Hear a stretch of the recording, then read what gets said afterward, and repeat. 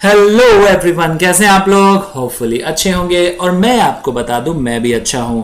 तो कल की क्लास में हमने स्टार्ट किया बेटा इनकम फ्रॉम हाउस प्रॉपर्टी। आज की क्लास में चलिए बैलेंस पार्ट करते हैं और फिनिश करते हैं अपना income from house property chapter. चलिए शुरू करते हैं।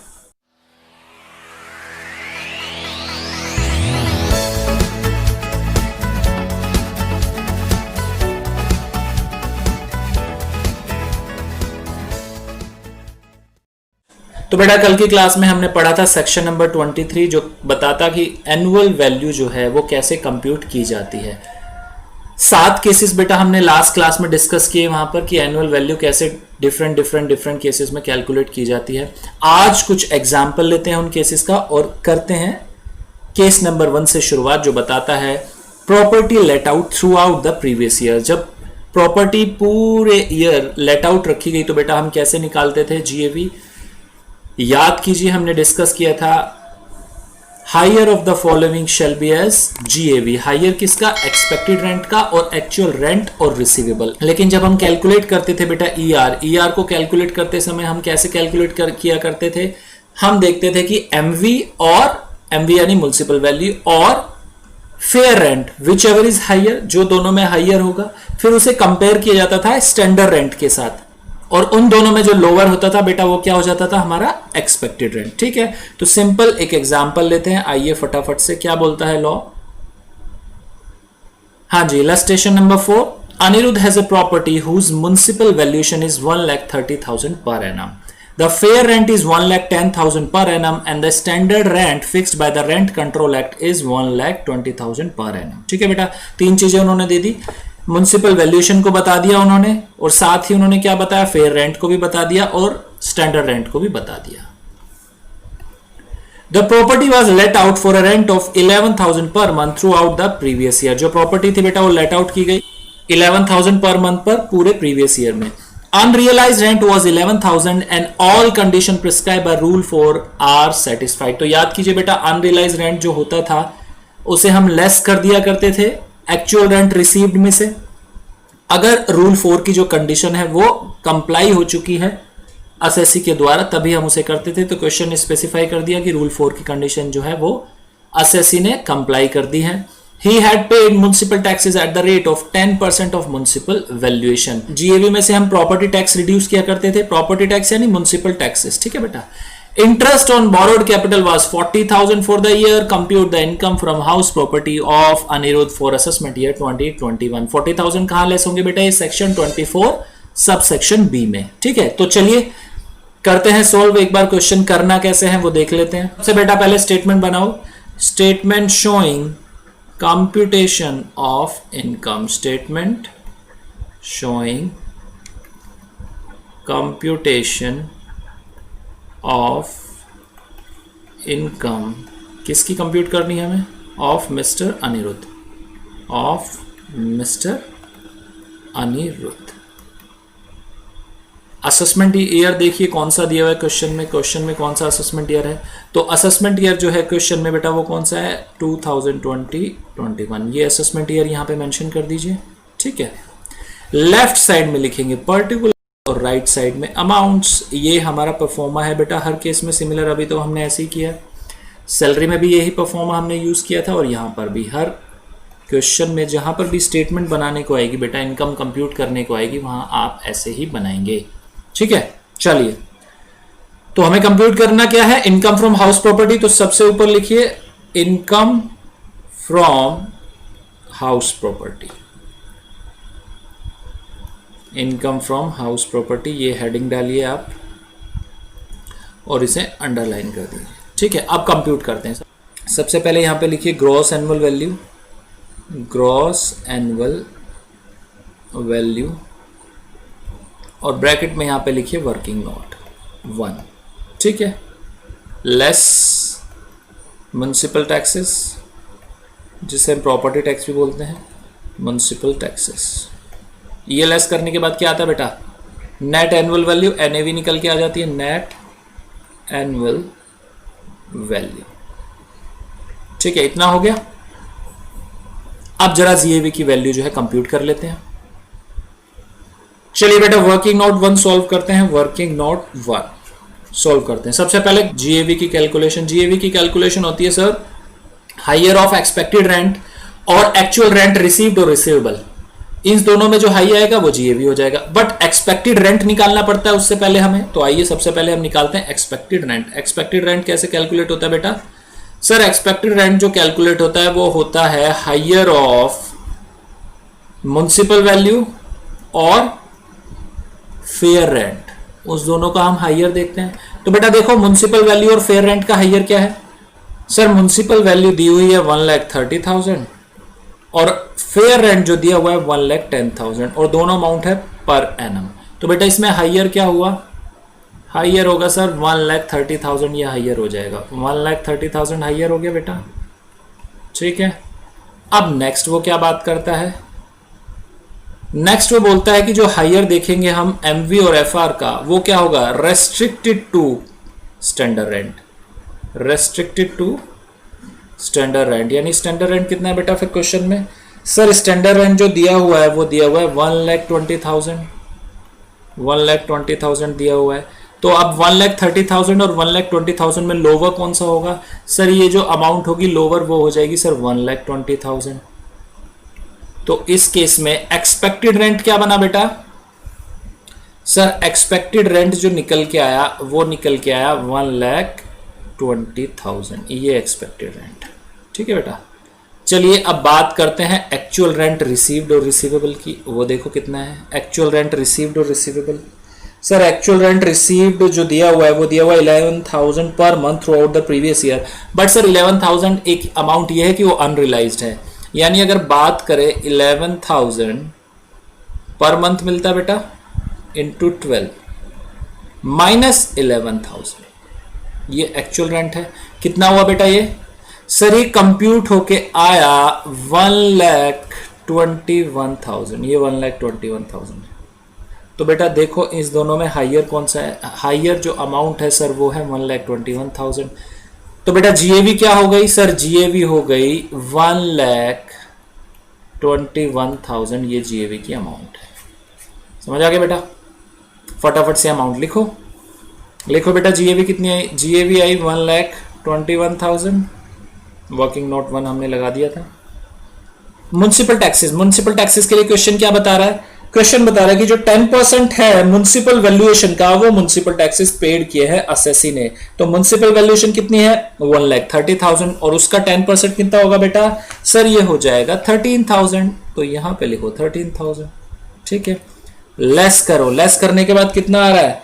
सर ये आएगा 1,08,000। आगे क्या बात करता है? डिडक्शंस की। Deductions, less deductions under section 24। ठीक है बेटा, तो सबसे पहले सबसेक्शन 1 क्या बोलता है? वो बात करता है स्टैंडर्ड डिडक्शन की। स्टैंडर्ड डिडक्शन कितनी है? Standard deduction at the rate of 30% sir वो मिल जाती है एनएवी की। एनएवी की 30%, एनएवी हमारा कितना है? 1,08,000 और उसका 30% कितना होगा? सर उसका जो 30% है वो आएगा 32,400, ये आ गया बेटा। ठीक है, नेक्स्ट बी पॉइंट क्या बोलता है? Interest on borrowed capital. Sir question ने दिया हुआ है 40,000, तो interest on borrowed capital, borrowed capital कितना है बेटा? 40,000 है सर, 40,000, 40,000 टोटल कितना हो गया बेटा? ये हो गया सर 72,400 टोटल हो गया। अब इसे 1,08,000 में से रिड्यूस कर दीजिए, फाइनली क्या निकल के आ जाएगी? Income from house property compute होके आ जाएगी। ठीक है, इनकम फ्रॉम हाउस प्रॉपर्टी कितना कंप्यूट हो गया बेटा? 1,08,000 माइनस 72,400 कितना हुआ? ये हुआ 35,600।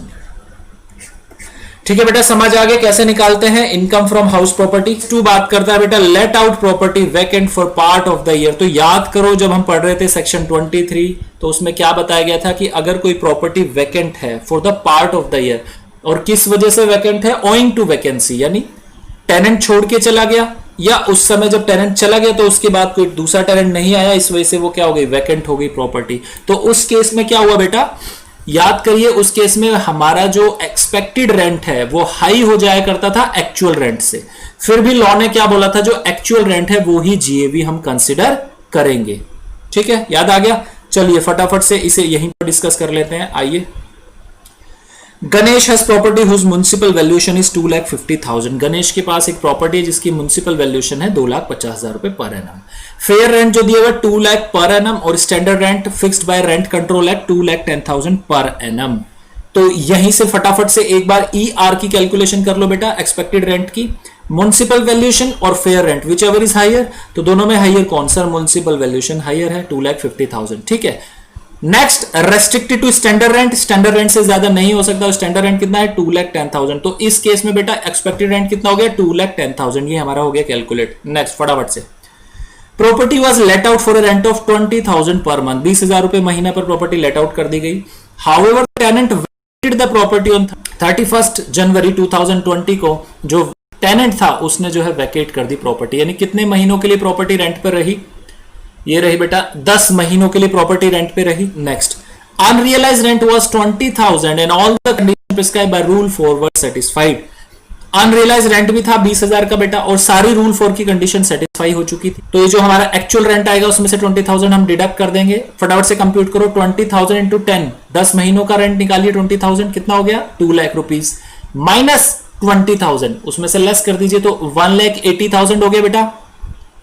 तो ध्यान दो, हायर ऑफ एक्चुअल रेंट और एक्सपेक्टेड रेंट हम ये देखते थे। इस केस में सर हम जीएवी कंप्यूट करेंगे, जो एक्चुअल रेंट होगा वही हमारा जीएवी हो जाएगा।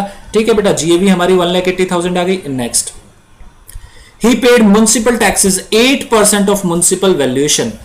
जो वो म्युनिसिपल टैक्सेस पे कर रहा है असेसी, वो कितना कर रहा है 8% ऑफ म्युनिसिपल वैल्यूएशन। तो म्युनिसिपल वैल्यूएशन कितनी है, म्युनिसिपल वैल्यूएशन है 2,50,000, उसका 8% करिए, 8% आएगा सर ये 20,000।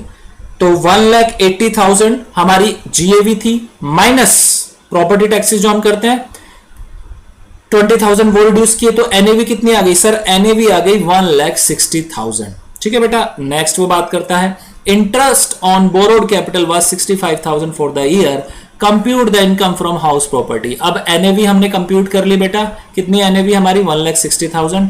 अब उसमें से हम डिडक्शन प्रोवाइड कराएंगे सेक्शन 24 वाली। सबसे पहली होगी ए 30% ऑफ एनएवी यानी स्टैंडर्ड डिडक्शन, और बी क्या होगी इंटरेस्ट ऑन बोरोड कैपिटल जो कितनी है 65,000। तो रिड्यूस करिए 1,60,000 माइनस 30% ऑफ एनएवी, तो एनएवी का 30% कितना आ गया 48,000 आ गया बेटा। ठीक है, और इंटरेस्ट ऑन बोरोड कैपिटल कितना आ गया, वो आ गया 65,000। तो देखो बेटा टोटल कितना आ गया 1,13,000, और रिड्यूस करें 1,60,000 में से तो कितना कंप्यूट होके आएगा, ये आएगा sir 47,000। Income from house property कितनी होगी 47,000। समझ आ गया बेटा। ठीक है, चलिए केस 3 सेल्फ ऑक्यूपाइड प्रॉपर्टीज और अनऑक्यूपाइड प्रॉपर्टीज के बारे में बात करता है। तो याद करो बेटा, सेल्फ ऑक्यूपाइड प्रॉपर्टीज और अनऑक्यूपाइड जो प्रॉपर्टीज होती है उनकी एनुअल वैल्यू हमेशा नील होती है, बट वहां पे क्या होता है सेक्शन 24 की सबसेक्शन ए वाली डिडक्शन नहीं मिला करती, स्टैंडर्ड डिडक्शन 30% की, but subsection B interest on borrowed capital वो मिल जाया करती है, मैक्सिमम 2 लाख रुपीज की वो डिडक्शन मिल जाया करती है। ठीक है, चलिए बेटा फटाफट से आइए क्वेश्चन पे आते हैं, क्वेश्चन करते हैं इसका भी। Purna has one house property at Indira Nagar in Bangalore. Purna के पास एक हाउस प्रॉपर्टी है बेंगलोर में। She stays with her family in the house, वो अपनी फैमिली के साथ वहां पर रहती हैं। The rent of similar property in the neighbourhood is 25,000। बताइए इसका कुछ मतलब है अब देखने का हमें। ये बता क्या रहा है, ये सर बता रहा है फेयर रेंट के बारे में। याद है फेयर रेंट बेटा? तो इस लाइन का कुछ यहाँ पे कोई रेलिवेंस है? नहीं सर, रेलिवेंस नहीं है, क्योंकि ये कौन सी हाउस प्रॉपर्टी है, ये सेल्फ ऑक्यूपाइड है। जो पूर्णा है वो अपनी फैमिली के साथ बेंगलोर में रहती है, वो सेल्फ ऑक्यूपाइड हाउस प्रॉपर्टी है, उसमें तो एनुअल वैल्यू नील होने वाली है। Municipal valuation is 23,000 per month. Municipal taxes paid is 8,000. The house construction began is April 2013 with a loan of 20 lakh taken from SBI Housing Finance Limited 9% per annum on 1/4/2013. अब बेटा municipal valuation भी कोई relevant नहीं है, municipal taxes वो भी relevant नहीं है।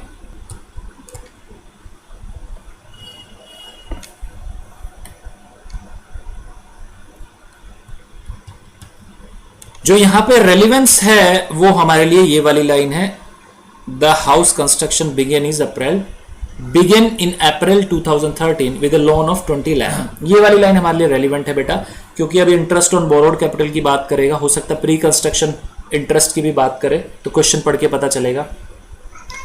The house construction begin in April 2013 with a loan of 20 lakh taken from SBI housing finance limited 9% per annum on 1/4/2013। देखिए लोन लिया हुआ है असेसी ने 20 लाख रुपीस का SBI से 1/4/2013 को at the rate of 9% per annum. लेकिन ये जो लोन लिया है एसएससी ने वो किस पर्पस के लिए लिया है? हाउस के कंस्ट्रक्शन के लिए, जो अप्रैल 2013 में शुरू हो गई थी।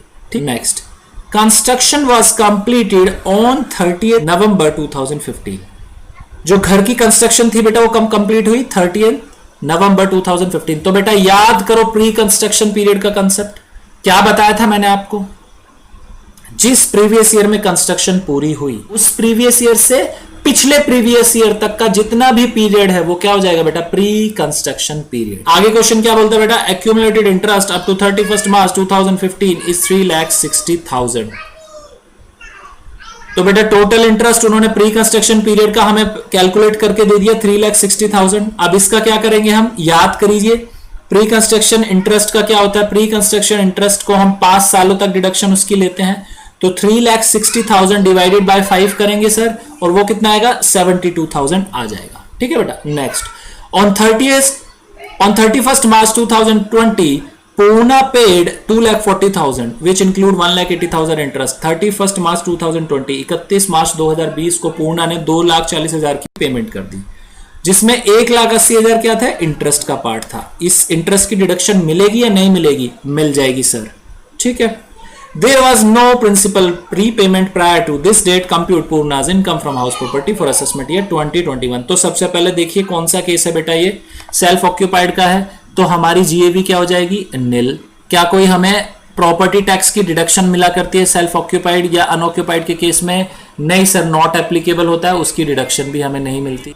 बात करते हैं सेक्शन 24A स्टैंडर्ड डिडक्शन, क्या वो मिलेगी? नहीं सर, वो नहीं मिलेगी, सिर्फ इंटरेस्ट ऑन बोरोड कैपिटल मिलेगा। तो interest on borrowed capital compute करिए बेटा, कितना आएगा सर? प्री कंस्ट्रक्शन पीरियड का जो है वो है 72,000 हो गया बेटा प्री कंस्ट्रक्शन पीरियड का, अभी हमने कैलकुलेट किया। और जो पोस्ट कंस्ट्रक्शन इंटरेस्ट है बेटा वो है 1,80,000। तो टोटल कितना हो गया बेटा? ये हो गया सर 2,52,000। लेकिन बेटा याद करिए सेक्शन 24 सब सेक्शन बी वो क्या बोलता था कि सीलिंग लगी हुई है इंटरेस्ट ऑन बोरोड कैपिटल पर, कितनी? 2 लाख रुपीस की। तो इस केस में मैक्सिमम इंटरेस्ट कितना अलाउड होगा? 2 लाख। ठीक है बेटा, तो लॉस फ्रॉम हाउस प्रॉपर्टी कितना हो गया? 2 लाख रुपीस, ये हमारा हो गया loss. Next case 4, house property let out for part of the year and self occupied for part of the year. देखिए डिफरेंट केस आ गया। हाउस प्रॉपर्टी कुछ साल के कुछ महीने क्या रही? लेट आउट कर दी गई, और कुछ महीने क्या की गई? सेल्फ ऑक्यूपाइड कर ली गई। तो इस केस में जीएवी कैसे कंप्यूट होगी? नॉर्मल केस है सर, जैसे जीएवी हमारे प्रीवियस केसेस में कंप्यूट होती थी इसमें भी वैसे ही होगी। बेटा ध्यान रखना सिर्फ और सिर्फ केवल एक केस ऐसा है जिसमें जीएवी अलग तरीके से कंप्यूट होती है, और वो केस कौन सा है? जहां पर प्रॉपर्टी वैकेंट है part of the year owing to vacancy. उस वजह से जो केस 2 हमने किया था सिर्फ उसमें ही जीएवी अलग कंप्यूट होती है, अदरवाइज सब में जीएवी एक तरीके से ही कंप्यूट होती है। चलिए नेक्स्ट आइए फटाफट से क्वेश्चन देखते हैं। Shrimati Rajalakshmi owns a house property at Adyar in Chennai. Rajalakshmi जो है उनके पास एक हाउस प्रॉपर्टी है चेन्नई में अडियार में। म्युनिसिपल वैल्यू दी हुई है प्रॉपर्टी की 5 लाख, फेयर रेंट जो है वो 4,20,000 और स्टैंडर्ड रेंट है बेटा 4,80,000। तो फटाफट से यहां पे कंप्यूट कर लेते हैं हम क्या? Expected rent. तो म्युनिसिपल वैल्यू और fair rent whichever is higher, 5 lakh हो गया हायर बेटा। ठीक है, restricted to standard rent. Standard rent कितना है? 4,80,000। इन दोनों में लोअर कौन सा है? वो है सर 4,80,000। तो 4,80,000 हो गया हमारा एक्सपेक्टेड रेंट। ठीक है बेटा, चलिए next. Property was let out for 50,000 per month up to दिसंबर 2019। देखिए प्रॉपर्टी कब तक लेट आउट रही? दिसंबर 2019 तक रही। कितने महीने रही सर? ये रही 9 months।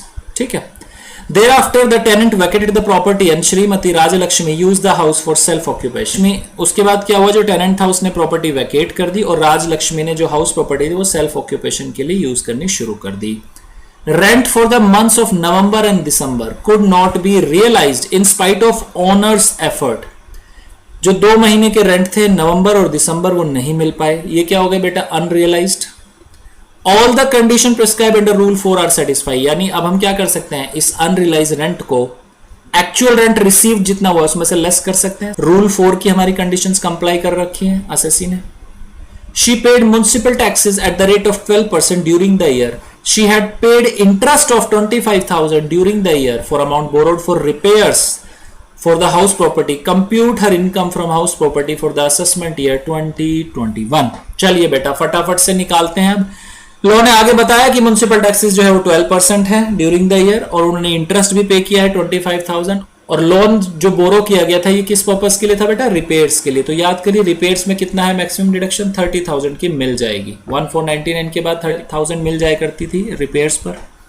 ठीक है, तो चलिए कंप्यूट करते हैं। एक्सपेक्टेड रेंट हमने कंप्यूट किया बेटा। एक्सपेक्टेड रेंट कितना कंप्यूट होके आया हमारा सर, एक्सपेक्टेड रेंट आया हमारा 4,80,000 हमारा एक्सपेक्टेड रेंट कंप्यूट होके आया। अब बात करते हैं किसकी, अब बात करते हैं एक्चुअल रेंट कितना हुआ। एक्चुअल रेंट हुआ सर 9 मंथ्स का 50,000 के हिसाब से, ये हो गया 4,50,000 माइनस अनरियलाइज रेंट 2 महीनों का नहीं मिला था तो 1 लाख उसमें से रिड्यूस कर देंगे तो ये कितना आएगा 3,50,000। एक्चुअल रेंट रिसीव्ड और receivable compared with expected rent, उन दोनों में विचएवर इज हाइयर हम देखते हैं। एक्सपेक्टेड रेंट आ रहा है हमारा सर 4,80,000 और जो एक्चुअल रेंट आ रहा है रिसीव वो आ रहा है सर 3,50,000, तो दोनों में हाइयर कौन सा हो गया बेटा 4,80,000। तो जीएवी कितनी हो गई, जीएवी हो गई हमारी सर 4,80,000। ठीक है बेटा। अब म्युनिसिपल टैक्सेस वो क्या बोलते हैं कि जो 12% है म्युनिसिपल वैल्यू का उतना म्युनिसिपल टैक्स, तो 12% ऑफ 5 लाख कितना आ गया 60,000। 4,20,000 ये हमारी आ गई एनएवी। ठीक है बेटा। चलिए नेक्स्ट आगे, ये तो बेटा सेक्शन 24 की डिडक्शन प्रोवाइड कराइए। सेक्शन 24A वो स्टैंडर्ड डिडक्शन देगा फ्लैट 30%, 4,20,000 माइनस 30%, 4,20,000 इंटू 30% वो कितना है 1,26,000। और जो ये 25,000 की डिडक्शन है वो पूरी की पूरी मिल जाएगी, 30,000 से कम है, यस सर पूरी मिल जाएगी।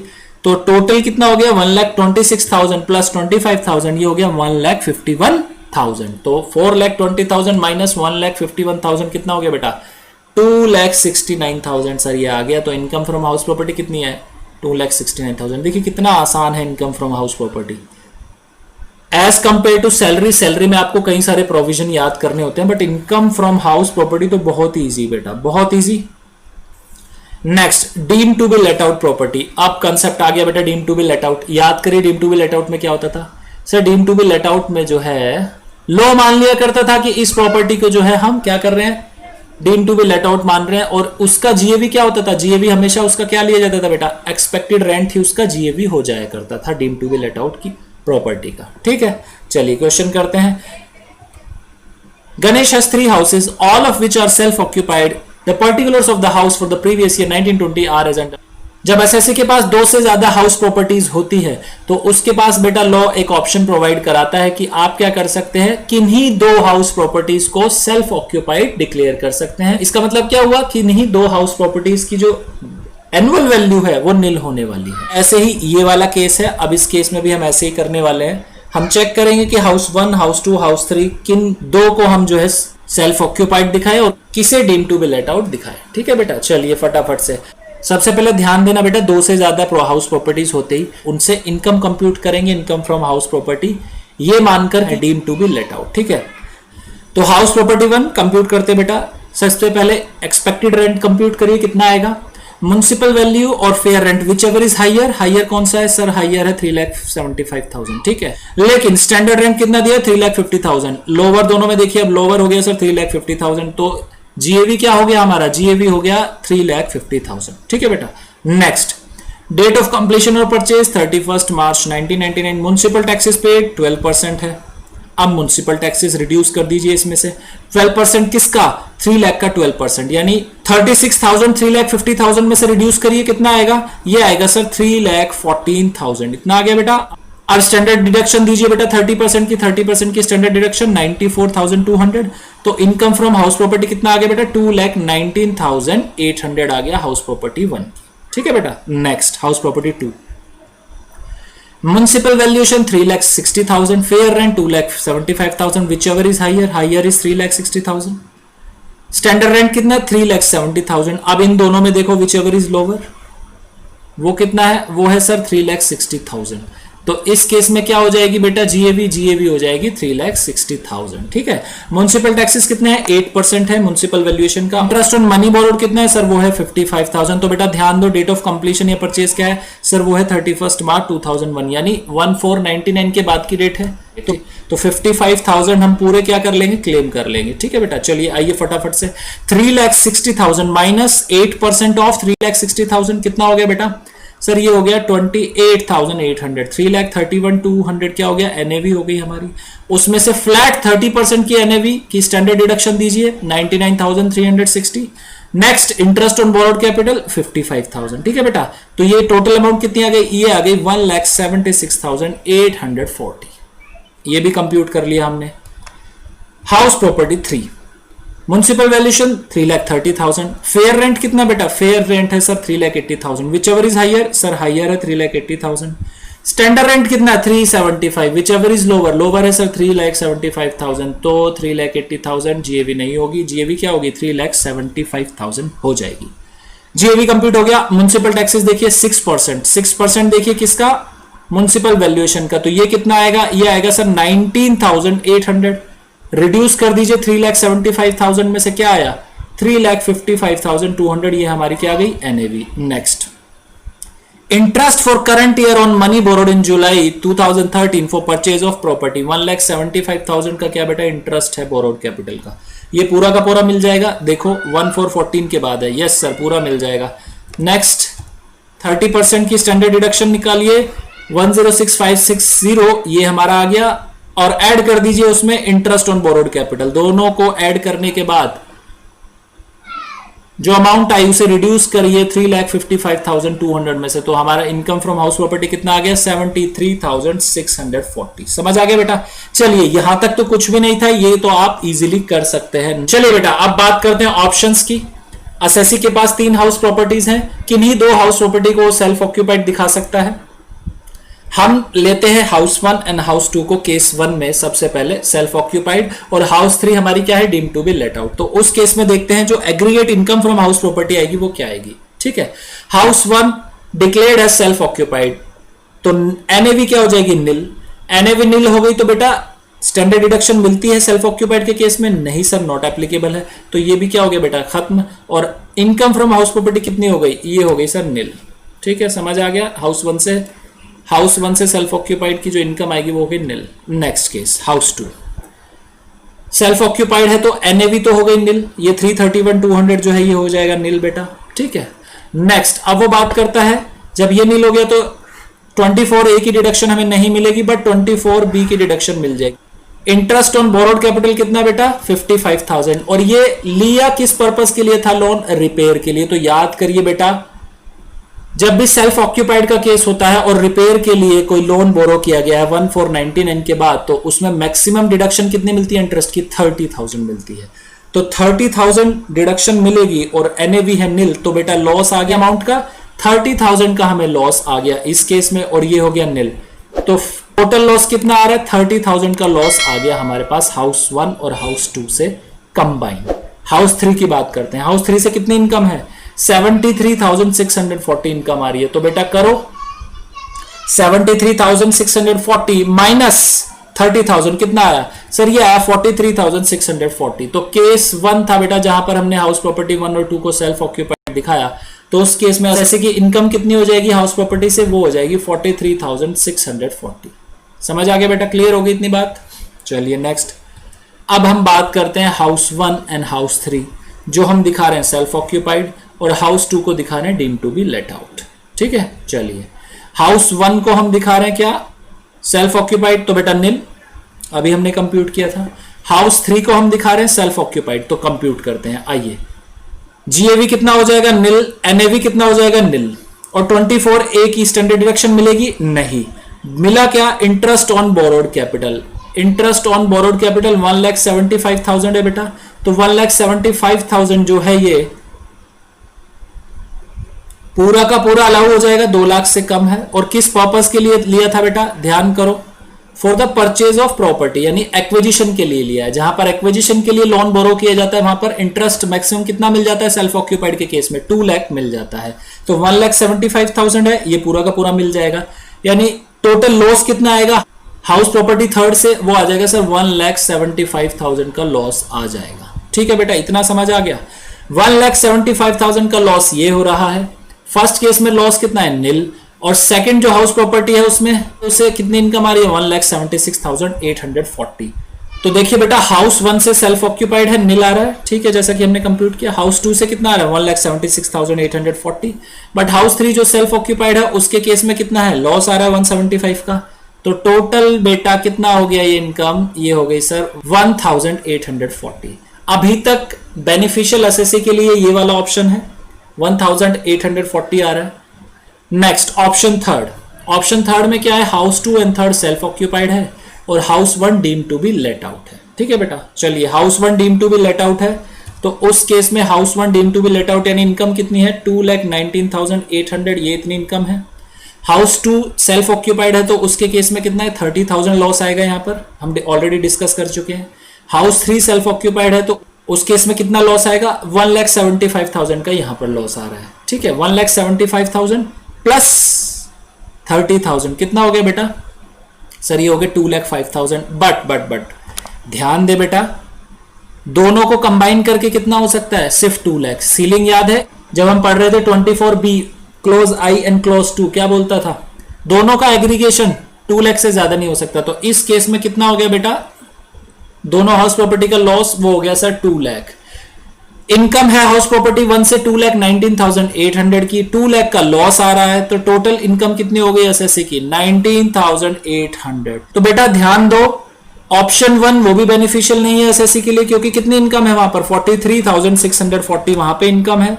ऑप्शन 3 में कितनी इनकम है सर, ऑप्शन 3 में इनकम आ रही है 19,800। तो बेनिफिशियल कौन सा ऑप्शन है बेटा, ऑप्शन नंबर 2, जहां पर हाउस 1 और हाउस 3 को सेल्फ ऑक्यूपाइड दिखाया गया है और हाउस 2 को deem to be let out. ठीक है बेटा, समझ आ गया।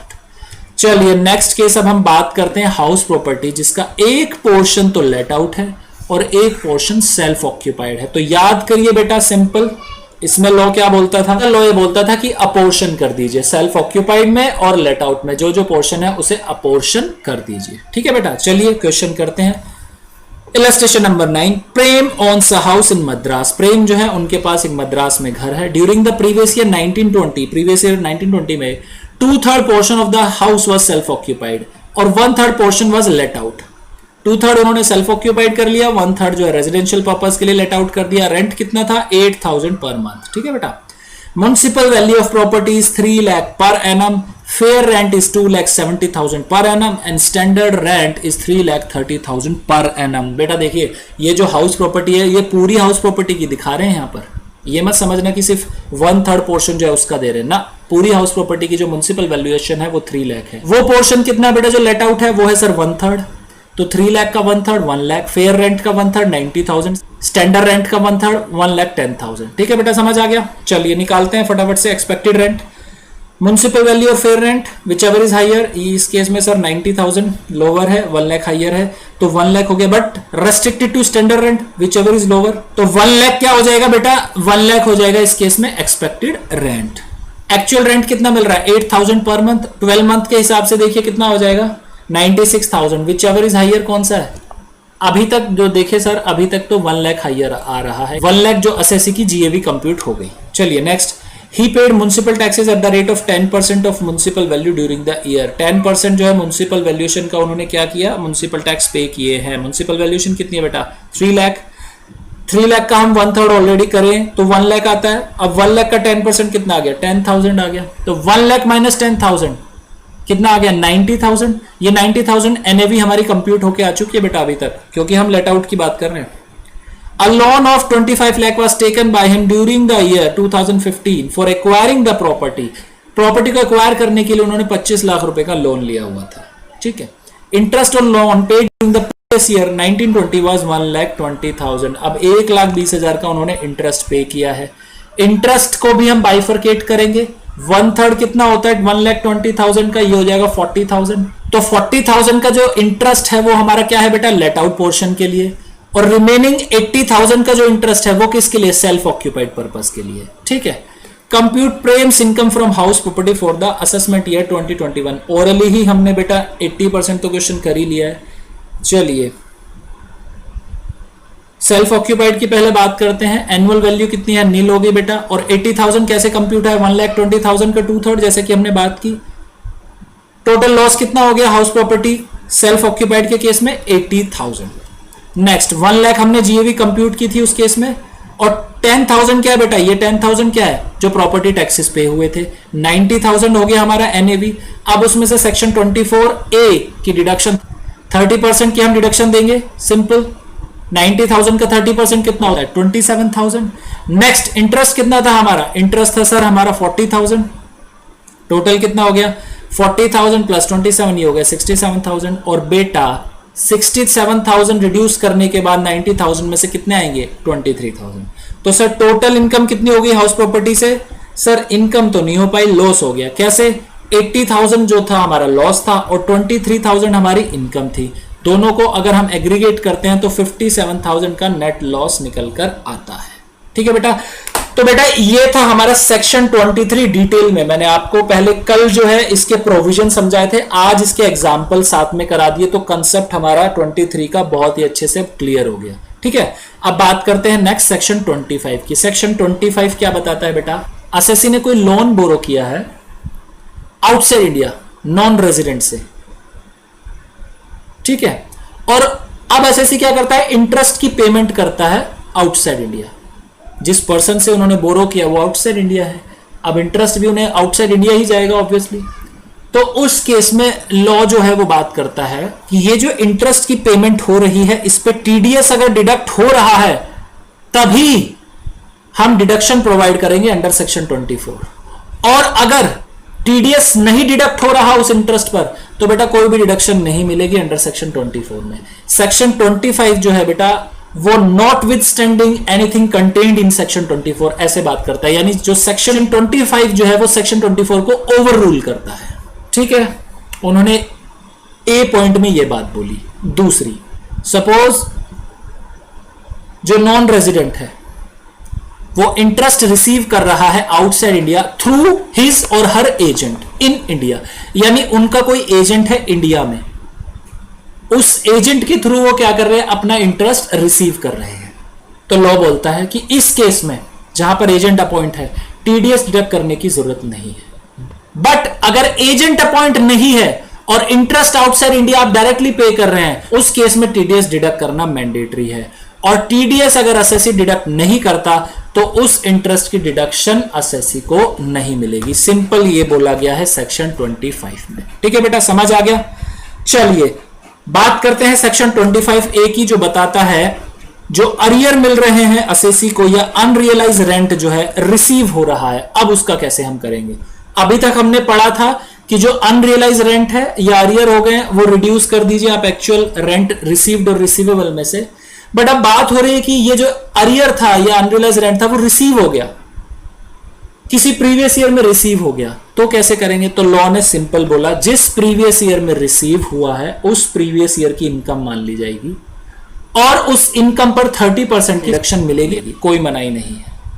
लेकिन अब क्वेश्चन आता है कि सर अगर एसएससी जिस प्रीवियस ईयर में अरियर या अनरियलाइज रेंट रिसीव हो रहा है एसएससी उस हाउस प्रॉपर्टी का ओनर ही नहीं है, तब कैसे होगा। उन्होंने सिंपल बोल दिया आप ओनर हो या ना हो, अनरियलाइज रेंट या अरियर ऑफ रेंट रिसीव कर रहे हैं, जिस प्रीवियस ईयर में रिसीव कर रहे हैं उस प्रीवियस ईयर में आपकी इनकम मान ली जाएगी और उस पर 30% की डिडक्शन मिलेगी। सिंपल, ठीक है। चलिए नेक्स्ट प्रोविजन खत्म हो गया बेटा।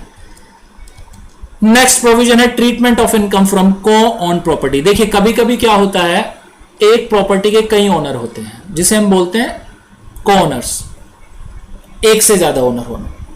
तो उस केस में लॉ बताता है कि कैसे हम ट्रीट करेंगे इनकम फ्रॉम हाउस प्रॉपर्टी या कैसे हम डिडक्शन देंगे under section 24B interest on borrowed capital. तो सिंपल सबसे पहला पॉइंट जो उन्होंने बताया वो ये बताया, जहां पर प्रॉपर्टी के दो या दो से ज्यादा ओनर हैं लेकिन उनका शेयर डेफिनेट है। सपोज बात करें एक एग्जांपल की, 60% का जो ओनर है वो ए है, 40% का जो ओनर है वो बी है, तो ये क्या हो गया, शेयर डेफिनेट हो गया। तो उस केस में जो इनकम फ्रॉम हाउस प्रॉपर्टी है बेटा वो सेपरेटली उनके हैंड में टैक्सेबल हो जाएगी 60 और 40 का रेशियो लगा के। लेकिन अगर डेफिनेट शेयर नहीं है तो उस केस में जो ए और बी है उन्हें एओपी ट्रीट कर लिया जाएगा। एओपी का टैक्सेशन कैसे होता है वो हम डिटेल में पढ़ेंगे जब हम चैप्टर करेंगे असेसमेंट ऑफ वेरियस एंटिटीज, जब उस चैप्टर में करेंगे तो वहां पर समझ लेंगे।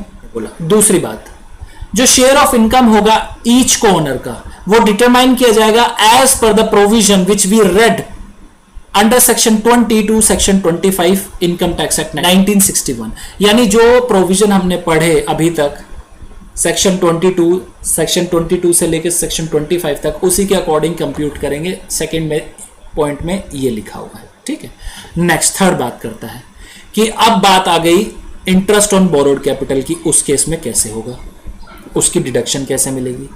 तो लॉ बोलता है कि जहां पर को-ओनर्स हैं और सेल्फ ऑक्यूपाइड है, दोनों ने, को-ओनर है और हाउस प्रॉपर्टी क्या है, सेल्फ ऑक्यूपाइड है। हाउस प्रॉपर्टी की एनुअल वैल्यू बेटा नील हो जाएगी और जो को-ओनर होंगे दोनों, each को-ओनर shall be entitled to a deduction of 30,000 और 2 लाख एज द केस में भी। बात करें प्रीवियस एग्जांपल की, यानी ए को भी 30,000 या 2 लाख वाली लिमिट अवेलेबल होगी और बी को भी 30,000 और 2 लाख वाली लिमिट अवेलेबल होगी। समझ आ गया इतना बेटा?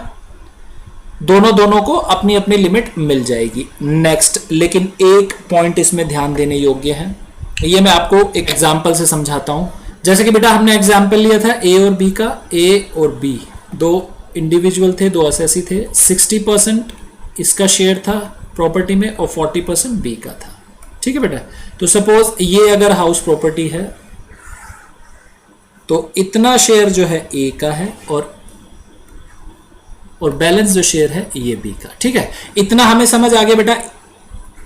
सेक्शन 24 की जो डिडक्शन है वो यहां पर मिल जाएगी असेसी को 30,000 या 2 लाख एज द केस में भी, ए को अपनी मिलेगी और बी को भी यहां 24 की डिडक्शन अलग मिल जाएगी 30,000 और 2 लाख एज द केस में भी, ठीक है। ये बात हमने पढ़ ली।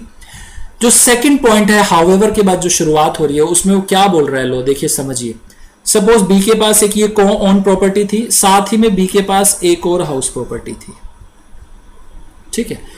इसको भी उसने सेल्फ ऑक्यूपाइड दिखा हुआ है और इसे भी सेल्फ ऑक्यूपाइड दिखाया हुआ है। तो लॉ सिंपल बोल रहा है बेटा, ये जो बी है, अब 24 की जो डिडक्शन है वो एग्रीगेट में लेगा, इस हाउस प्रॉपर्टी के लिए भी और इस हाउस प्रॉपर्टी के लिए भी। समझ आ गया? डिडक्शन है सेक्शन 24 की, वो एग्रीगेट मिलेगी फर्स्ट हाउस प्रॉपर्टी जो है बी की उसमें और सेकंड हाउस प्रॉपर्टी जो है बी की उसमें। उन दोनों के लिए 30,000 और 2 लाख की एग्रीगेट डिडक्शन मिल रही है। ये बात करता था सेकेंड पॉइंट। नेक्स्ट आते हैं बेटा, नेक्स्ट है हमारा फोर्थ पॉइंट सिंपल ये बोलता है बेटा कि जहां पर हाउस प्रॉपर्टी को ओनर्स ने रेंट पे दी हुई है, लेट आउट पे दी हुई है, तो सिंपल पहले क्या है, उस हाउस प्रॉपर्टी को ऐसे ट्रीट किया जाएगा कि वो हाउस प्रॉपर्टी एक सिंगल ओनर की है, उससे होने वाली इनकम कंप्यूट की जाएगी और अगर शेयर्स डेफिनेट है को ओनर्स के तो फिर जो इनकम है वो बाइफरकेट कर दी जाएगी। अदरवाइज अगर शेयर डेफिनेट नहीं है तो बेटा इनकम क्या होगी, एओपी ट्रीट करके टैक्सेबल कर दी जाएगी, जैसा कि हमने फर्स्ट पॉइंट में पढ़ा।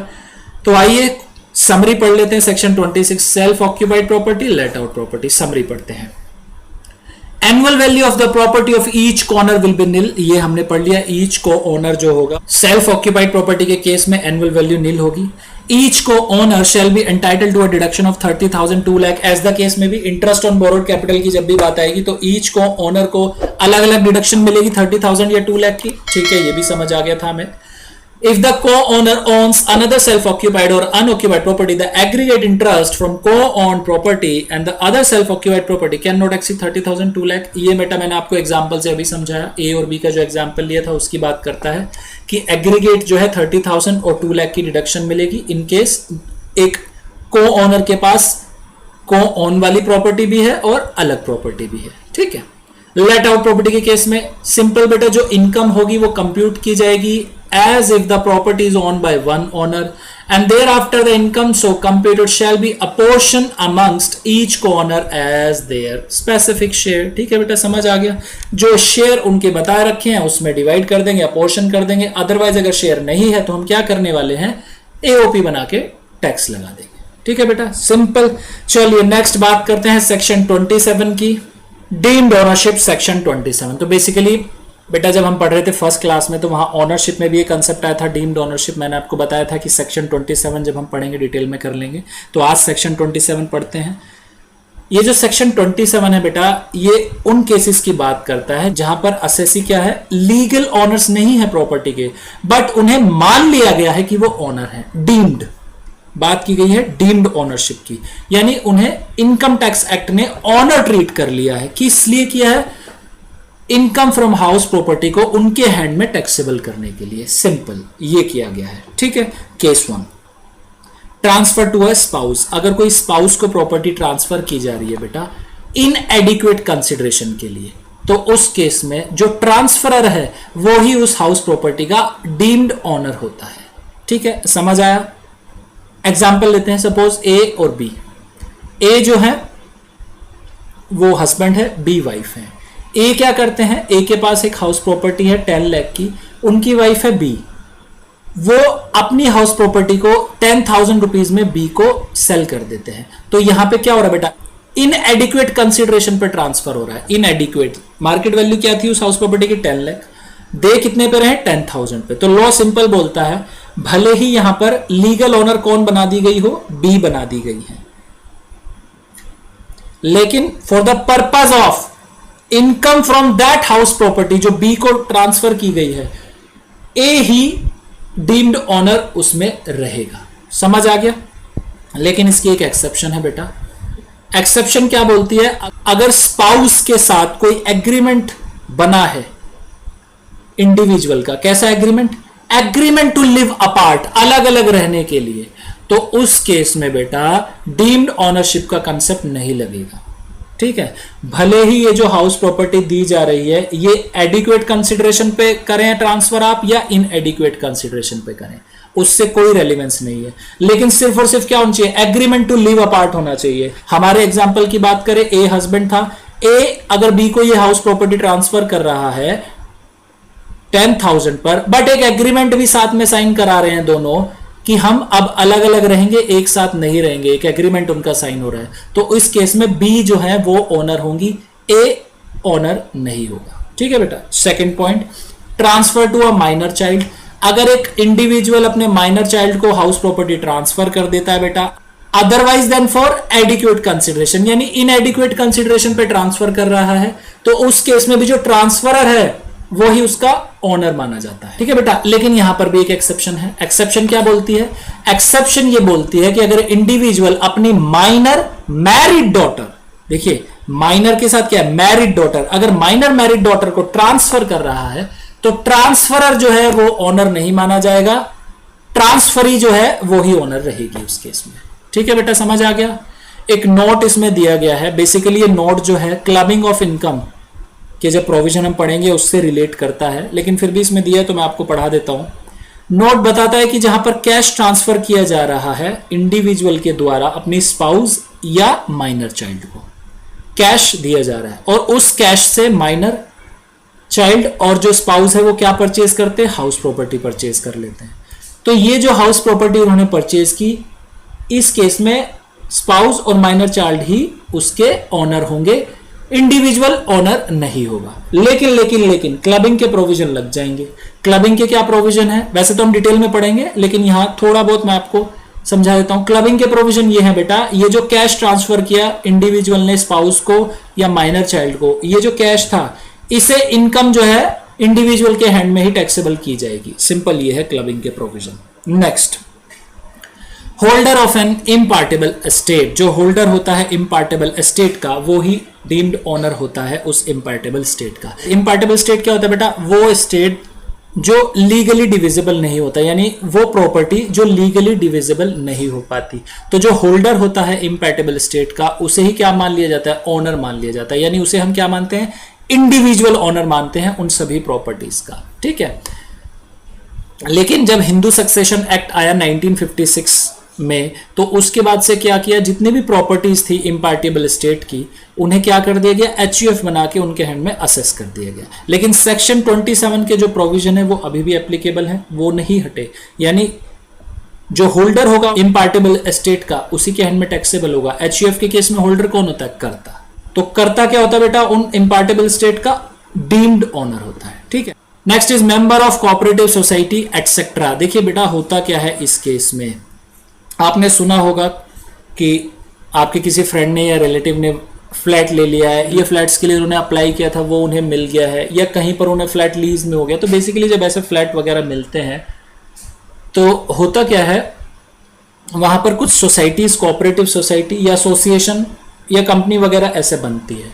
कुछ जगह जो बिल्डर्स होते हैं बेटा वो भी ऐसी अपनी एसोसिएशन या सोसाइटीज वगैरह बनाते हैं, और जब वहां पे असेसी रहने आता है तो मंथली कुछ मेंटेनेंस या सर्विस चार्जेस भी उस सोसाइटी को जाया करते हैं। अब देखिए होता क्या है, डीम्ड ओनरशिप का कंसेप्ट आया क्यों, कैसे आया।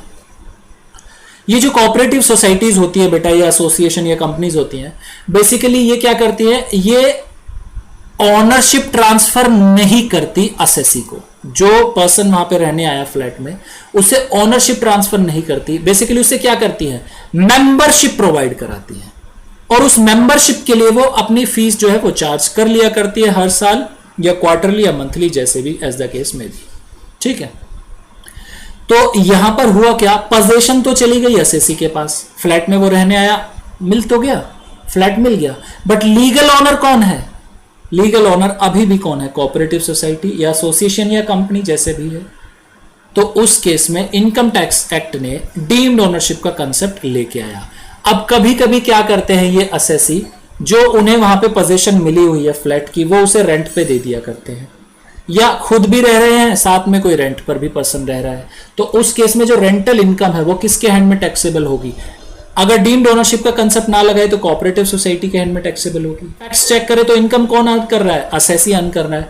तो यहां पर सेक्शन 27 इंट्रोड्यूस किया गया इस पर्पस के लिए कि जो मेंबर है कोऑपरेटिव सोसाइटीज के, मेंबर कौन है, असेसी, उन्हीं को डीम्ड ऑनर इसमें मान लिया गया है, ताकि क्या कर सके, जो इनकम रिसीव हो रही है, रेंटल इनकम रिसीव हो रही है, उसे टैक्स कर सके in the hands of member. ठीक है बेटा, समझ आ गया। चलिए नेक्स्ट बात करते हैं, person in possession of property. Basically ये जो बात कर रहे हैं बेटा, ये उस प्रॉपर्टी की बात कर रहे हैं जो पोजेशन में है, असेसी की पोजेशन में है, बट कंप्लीट ट्रांजैक्शन नहीं हुई है अभी उस कॉन्ट्रैक्ट की। देखिए सिंपल, यहां पे जो केसेस कवर हो रहे हैं वो सेक्शन 53A वाले कवर हो रहे हैं ट्रांसफर ऑफ प्रॉपर्टी एक्ट के। वो कौन से केसेस है, जहां पे कॉन्ट्रैक्ट जो होता है सेल और बाय वाला, वो पार्ट परफॉर्मेंस के कॉन्ट्रैक्ट होते हैं, कंप्लीट नहीं होते। पार्ट परफॉर्मेंस का क्या मतलब है, कंप्लीट नहीं है, इसका क्या मतलब है, देखिए मैं आपको एक एग्जांपल से समझाता हूं। सपोज ए और बी दो पर्सन है, ए जो है सेलर है, उनके पास एक हाउस प्रॉपर्टी है, 10 लाख रुपीज उसकी वैल्यू है, बी बायर है। अब भी उनके पास आते हैं हाउस प्रॉपर्टी परचेज करने के लिए, और दोनों में कॉन्ट्रैक्ट बनता है कि ठीक है 5 लाख रुपीज जो है ट्रांसफर कर देंगे ए के अकाउंट में, और जैसे ही बी ट्रांसफर करेंगे 5 लाख रुपीज ए के अकाउंट में, ए जो है उन्हें पोजेशन दे देगा। रिमेनिंग जो 5 लाख रुपीज हैं वो 1 साल के टाइम पीरियड पर बी ए को दे देगा। ठीक है, ये कॉन्ट्रैक्ट बन गया। बी ने 5 लाख रुपीज ट्रांसफर किए, ए ने क्या किया, उन्हें पोजेशन दे दी, चाबी दे दी, हैंड ओवर कर दी कीज जो फ्लैट की थी।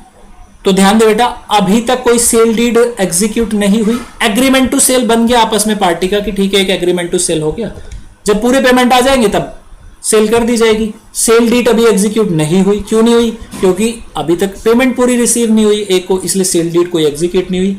एग्रीमेंट टू सेल आपस में उन्होंने बना लिया, कॉन्ट्रैक्ट उन्होंने बना लिया। तो यहां पर बी ने जो है अपनी कॉन्ट्रैक्ट की परफॉर्मेंस अभी पूरी नहीं की, ए ने जो है कॉन्ट्रैक्ट की परफॉर्मेंस पूरी नहीं की। दोनों ने क्या किया, पार्टी ने आधा आधा काम कर रखा है। बी को 10 लाख रुपए देने ए को, बट उसने 5 लाख दिए हुए हैं, अभी आधे देने बाकी है। उधर ए ने जो है पोजीशन तो दे दी, प्रॉपर्टी की ओनरशिप ट्रांसफर नहीं की। तो ये क्या होगा बेटा, ये पार्ट परफॉर्मेंस होगी कॉन्ट्रैक्ट की। अब ऐसे केसेस को डील करता है ये वाला close. This would include cases where position of property has been handed over to the buyer. देखिए हमने एग्जांपल किया था ए बी वाला, पोजीशन मिल गई है बायर को, बी को पोजीशन मिल गई है। Sale consideration has been paid और promise to be paid. Has been paid यानी 5 लाख रुपए पेड हो चुके हैं, और promise to be paid 5 lakh रुपए बैलेंस है, उसकी प्रॉमिस कर दी गई है, साल भर के अंदर पेमेंट हो जाएगी to the seller by the buyer. ये केसेस भी आ गया। Sale deed has not been executed in favour of buyer, अभी सेल डीड नहीं बनी है, simple. Although certain other documents like power of attorney, agreement to sale, will etc has been executed.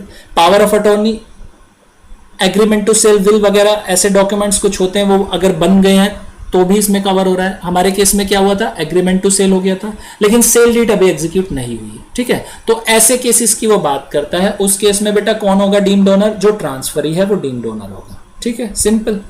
Next point number 6, person having right in a property for a period not less than 12 years. देखिए ये वो बात करते हैं कि अगर कोई person जो एक्वायर करता है किसी प्रॉपर्टी में या बिल्डिंग में कोई राइट, किसके थ्रू? लीज के थ्रू, लीज के थ्रू। और वो लीज कितने साल की होनी चाहिए? कम से कम बेटा 12 साल की होनी चाहिए। 12 साल से अगर ज्यादा की लीज है और 12 साल की लीज है तो वो डीम्ड ओनर हो जाएगा, जिसे उस बिल्डिंग के राइट या प्रॉपर्टी जो है उसके राइट ट्रांसफर किए गए हैं। लेकिन बेटा इस केस की भी एक्सेप्शन है। एक्सेप्शन क्या बोलती है कि अगर एक पर्सन को लीज मिली है ऑन मंथली बेसिस या for a period not exceeding 1 year, तो उस केस में वो पर्सन जो है डीम्ड ओनर ट्रीट नहीं किया जाता। समझ आ गया बेटा कंसेप्ट?